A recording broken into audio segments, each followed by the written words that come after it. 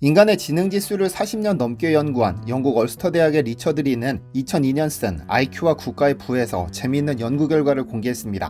국민들의 평균 IQ와 국가의 부 간의 상관관계를 분석했는데 그 결과가 재밌습니다. 그는 전 세계 인구수 5만 명 이상인 185개 국가를 대상으로 국민의 평균 IQ를 측정한 후 1등부터 꼴찌까지 모든 나라를 줄 세웠는데 1등은 107을 기록한 홍콩이, 한국은 그보다 1점 뒤진 106으로 세계 2위에 올랐죠. 다만 홍콩이 중국 영토임을 감안하면 실질적인 1위는 한국입니다. 그리고 4년 뒤 또 다른 저서 인종과 지능에서 그는 전 세계 인구의 3분의 2가 IQ 100 이하이며 인류의 평균 IQ는 90이라고 강조했습니다. 그러니까 한국인 평균 IQ는 전 세계 평균보다 무려 25점이나 앞서 있는 것이죠. 그리고는 영국 더 타임스에 쓴 기고문에서는 한국을 비롯 일본, 대만, 중국, 홍콩, 싱가포르 등 태평양 연안 국가 국민들의 평균 IQ가 105 정도로 가장 높게 나왔으며 그것이 이 지역의 경제적 번영을 가져온 중요한 원인이 되었다고 주장했습니다. 물론 IQ는 어떤 기관이 조사하느냐에 따라 순위가 뒤바뀌기도 하지만 린 교수는 분명 한국인들의 IQ가 전 세계에서 가장 높음을 부정하지 않았죠. 그런데 혹시 50년 전 전 세계를 충격에 빠뜨린 천재 한국인 소년이 있었다는 사실을 아시나요? 안녕하세요, 디스멘털입니다.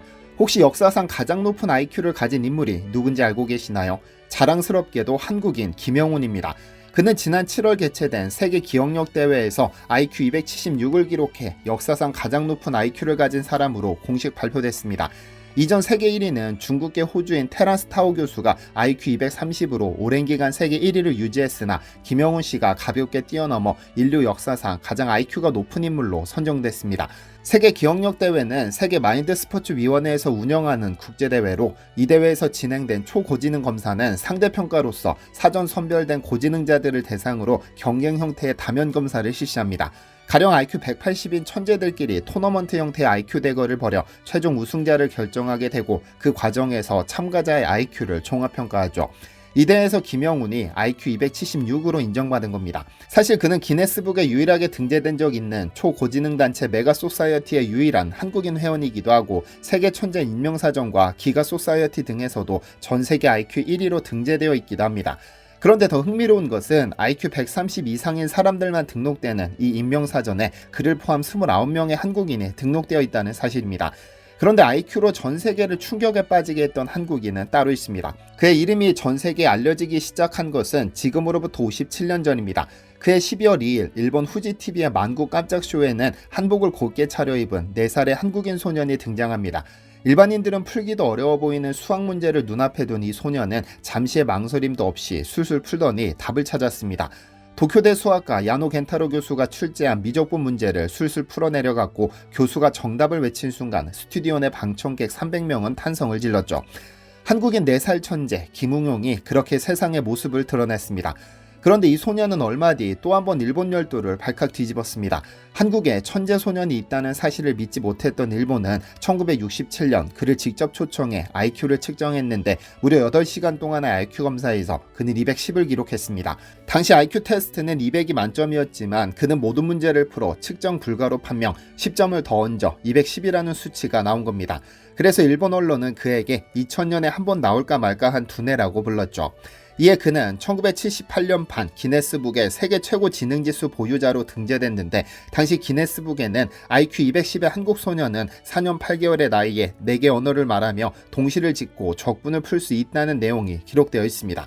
도대체 얼마나 천재였길래 4살밖에 안 된 아이가 미적분을 풀 수 있었던 걸까요? 사실 그에 대한 소문은 예전부터 자자했습니다. 1963년에 태어난 그는 1살 때 천자문을 외는 젖먹이 신동으로 세상에 알려졌습니다. 이후 이 소식은 국내를 넘어 폴란드의 바르샤바 이브닝 익스프레스를 포함해 전 세계 언론에 대서특필됐습니다. 그리고 일본에 초청받아 건너가 IQ 210을 찍어 2000년에 한 번 나오는 두뇌라는 평가를 얻었던 겁니다. 그가 다시 세상의 주목을 받기 시작한 것은 그로부터 10년 뒤 1979년입니다. 그간 그가 미 항공우주국 나사 초청으로 미국에 건너가 콜로라도 주립대학원에서 핵열 물리학 석박사를 수료하고 1974년부터 5년간 나사 선임연구원으로 근무했다는 소문이 있었지만 그의 아버지는 한 언론과의 인터뷰에서 미국 콜로라도 주립대 등의 청강을 위해 잠깐 간 일이 있으나 실제 응용군을 맡길 만한 천재 교육기관이 없어 바로 데려왔다. 아이의 정상 발육과 교육을 위해 그동안 외국에 유학 간 것처럼 해두고 집에서 가르쳐왔다. 외국에 나간 것은 일본 후지TV 깜짝쇼에 출연한 것 한 번뿐이며 외국에서 석사 박사 과정을 밟고 있다는 보도는 낭설이라고 했죠. 어쨌든 그가 다시 언론의 주목을 받은 것은 그가 대입 검정고시 체력 검사장에 등장했기 때문입니다. 한때 신동, 천재 등으로 불리며 주목받았던 아이가 평범한 소년으로 등장했으니까요. 그런데 이때부터 그에게 실패라는 꼬리표가 붙었습니다.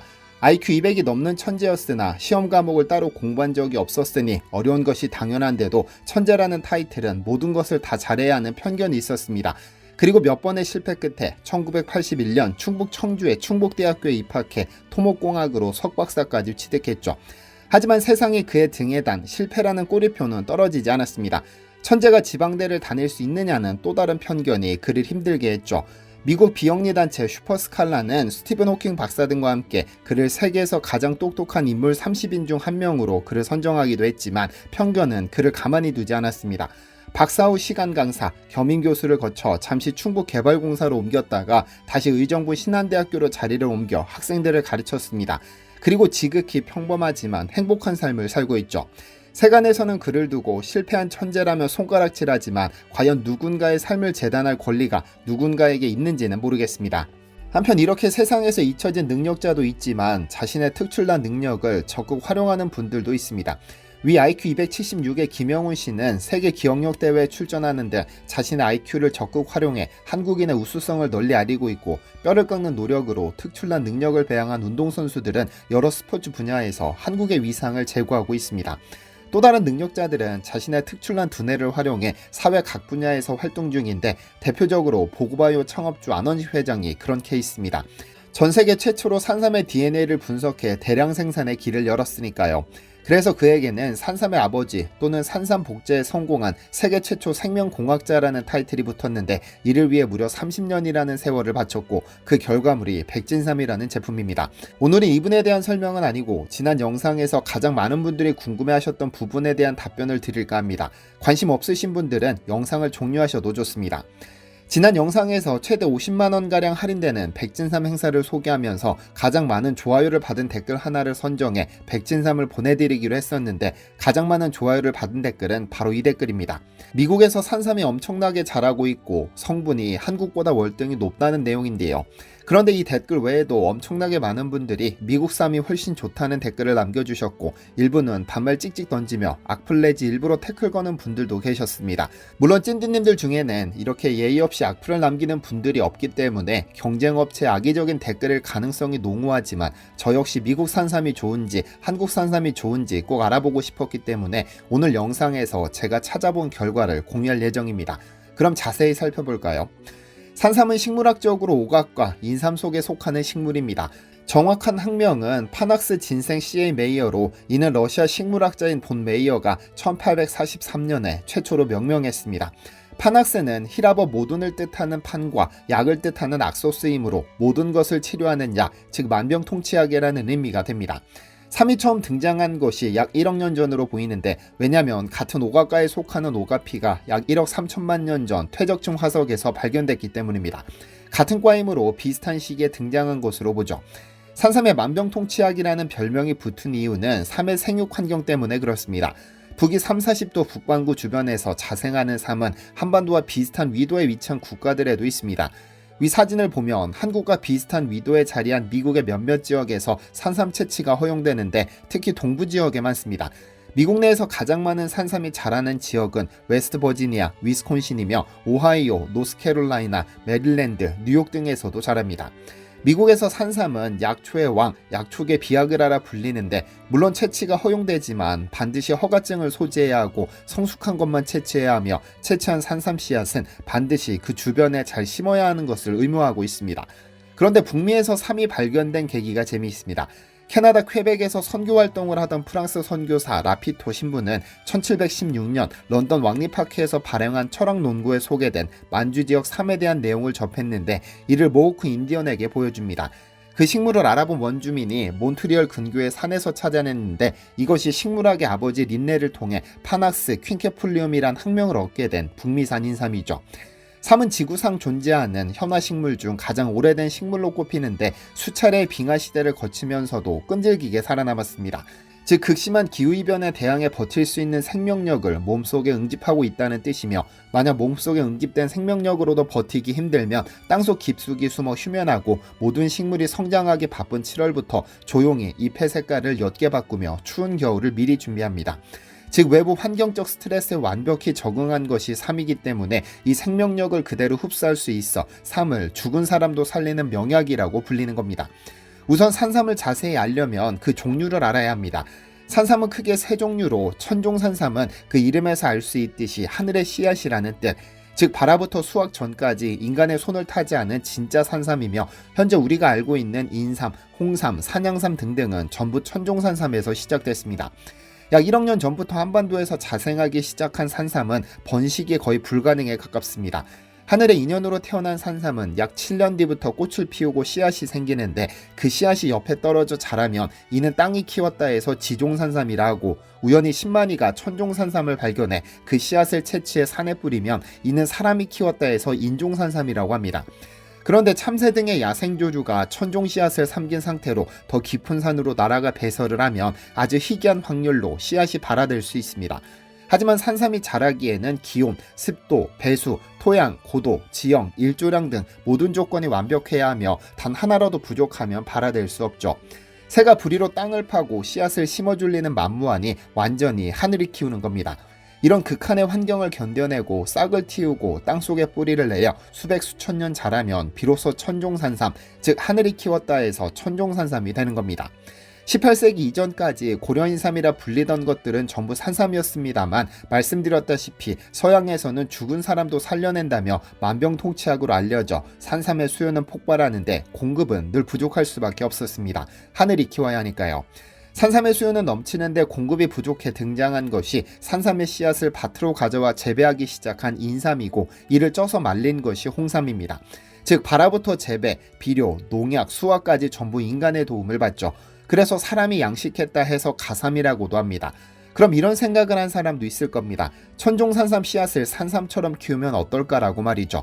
그래서 등장한 것이 산양삼, 즉 산에서 재배한 삼입니다. 원래 한국에서도 내두가 길다 해서 중국식 표현인 장내삼 또는 장내산삼 등을 사용했었는데, 위 백진삼을 만든 안원식 회장이 산양삼이라고 명명해 2011년 농림사업 시행 지침에 따라 산양삼으로 통칭하게 됐습니다. 이에 산림청은 산양삼을 특별관리 임산물로 분류해두고 있죠. 산림청 고시에 따르면 산양삼이란 산지에서 차광막 등 인공시설을 설치하지 아니하고 생산되는 삼으로 정의하고 있는 바, 삼의 씨앗을 산으로 가져가 뿌려두고 거의 버려두다시피 방임하거나 최소한의 관리만으로 가능하면 산의 도움을 받아 키워야 합니다. 진짜 천종과 산양삼의 가장 큰 차이는 스트레스 여부입니다. 천종산삼은 사실상 스트레스 덩어리로 수백 수천 년간 비바람과 추위, 병충해, 스트레스 등 온갖 고난을 이겨낸 후에야 비로소 성장합니다. 즉 강한 생명력의 상징인 것이죠. 온실에서 키운 작물과 밭에서 키운 작물, 산에서 키운 작물, 산에서 저절로 자생하는 작물 중 생명력이 가장 강한 것을 찾아보시면 천종산삼이 왜 가치가 있는지, 왜 정주영 현대창업주가 강남 음아파트 세 채 값을 주고 3시간 30분 동안 뿌리부터 이파리까지 다 씹어먹었는지 이해가 되실 겁니다.